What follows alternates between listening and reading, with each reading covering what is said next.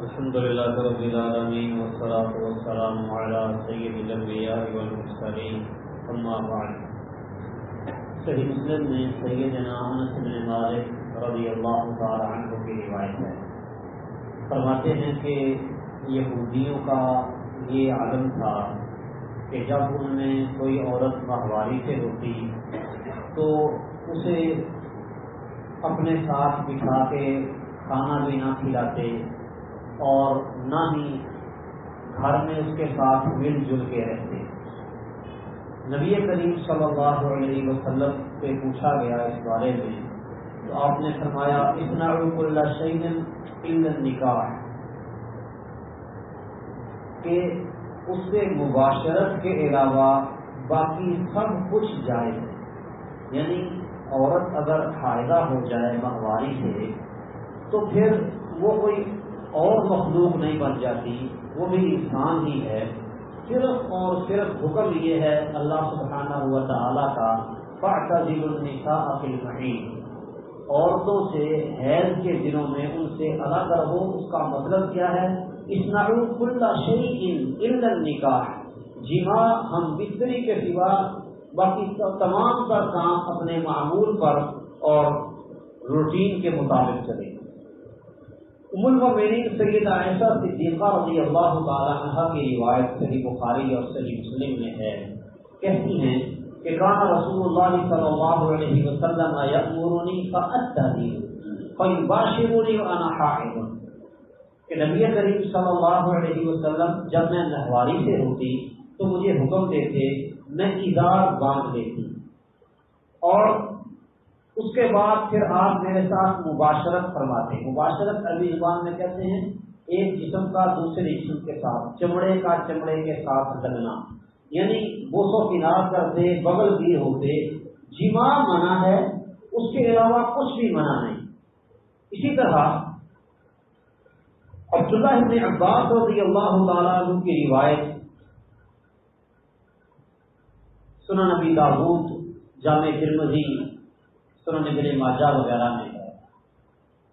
کہتے ہیں کہ نبی کریم صلی اللہ علیہ وسلم نے اس شخص کے بارے میں جو ماہواری کے ایام میں عورت سے جماع کر بیٹھتا ہے، جس سے روکا گیا ہے، وہ کام کر بیٹھتا ہے، اس کے بارے میں فرمایا یتصدق بدینار او بنصف دینار، وہ 1 دینار یا آدھا دینار صدقہ کرے.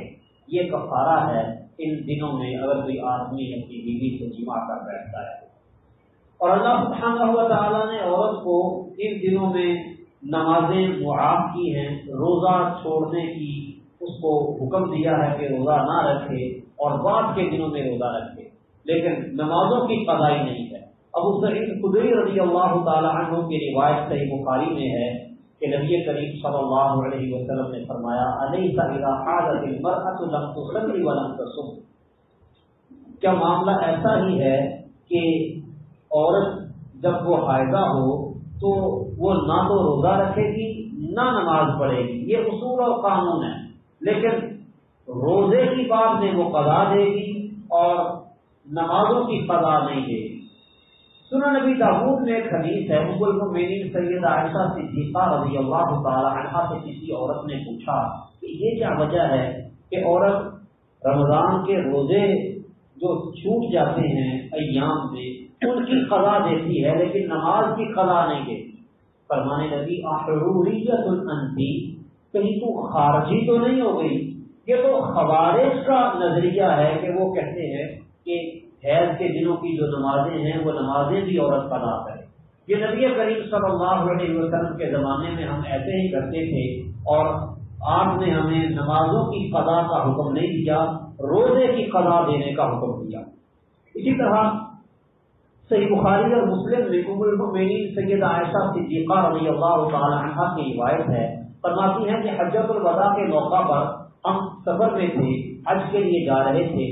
سارے ایک جگہ کا نام ہے، وہاں پر پہنچے سارے مقام پر تو مجھے ماہواری آ گئی. اب میں نے نبی کریم صلی اللہ علیہ وسلم سے پوچھا کہ میں کیا کروں گی؟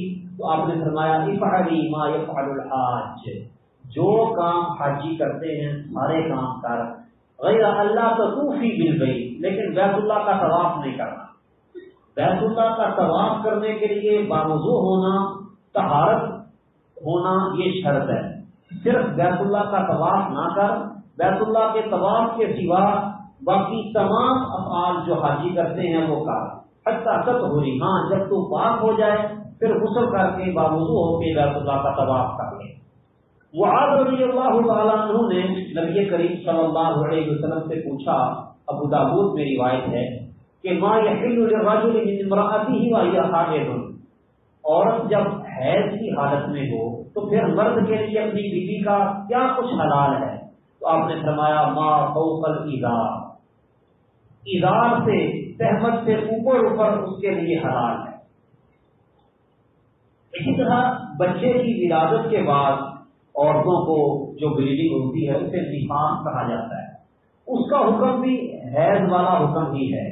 ام المؤمنین ام سلمہ رضی اللہ تعالی عنہ بیان فرماتی ہیں کانت النفساء تقبل فی عہد رسول اللہ صلی اللہ علیہ وسلم بعد نفاسها 40، کہ نبی کریم صلی اللہ علیہ وسلم کے زمانے میں عورتیں ڈلیوری کے بعد، ولادت کے بعد، بچہ جننے کے بعد زیادہ سے زیادہ 40 دن تک بیٹھتی، یعنی اس کی میکسیمم جو مدت ہے، زیادہ سے زیادہ لمٹ نفاس کی وہ 40 دن ہے۔ نبی کریم صلی اللہ علیہ وسلم نے نفاس کی جو نمازیں ہیں ان کی قضا دینے کا بھی حکم نہیں دیا۔ نفاس کا حکم بالکل حیض والا ہے، لیکن وہ جو بیماری ہے استحاضہ کی اس کا حکم الگ ہے۔ اچھا، آج کل مصیبت یہ ہے کہ یہ 40 دن، سوا مہینہ، یہ حدیث میں چونکہ اس کا ذکر ہو گیا ہے تو خواتین سمجھتی ہیں کہ شاید ڈلیوری کے بعد وہ سوا مہینہ ہم نے وہ سکون کرنا اور بیٹھے رہنا ہے، حالانکہ ایسی بات نہیں ہے، یہ زیادہ سے زیادہ مدت ہے۔ اس کے بعد اگر خون جاری رہے تو وہ نفاس کا خون شمار نہیں ہوگا بلکہ استحاضہ کا خون شمار ہوگا، پھر استحاضہ والے احکام اس پر لاگو ہوں گے کہ وہ غسل بھی کرے اور نماز پڑھے، نمازوں سے نہ رکے، نمازوں کی ادائیگی کرے۔ لیکن اس سے پہلے اگر خون ختم ہو جاتا ہے، آج کل اتنا خون ہی کہاں عورتوں میں جو اتنا زیادہ ہو، وہ چند دنوں کے بعد، 2 ہفتے 2.5 ہفتے کے بعد ختم ہو جاتا ہے۔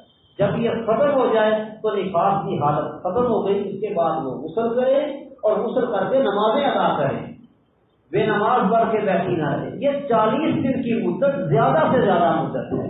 اللہ تعالیٰ سمجھنے اور عمل کرنے کی توفیق دے۔ وما علینا الا البلاغ۔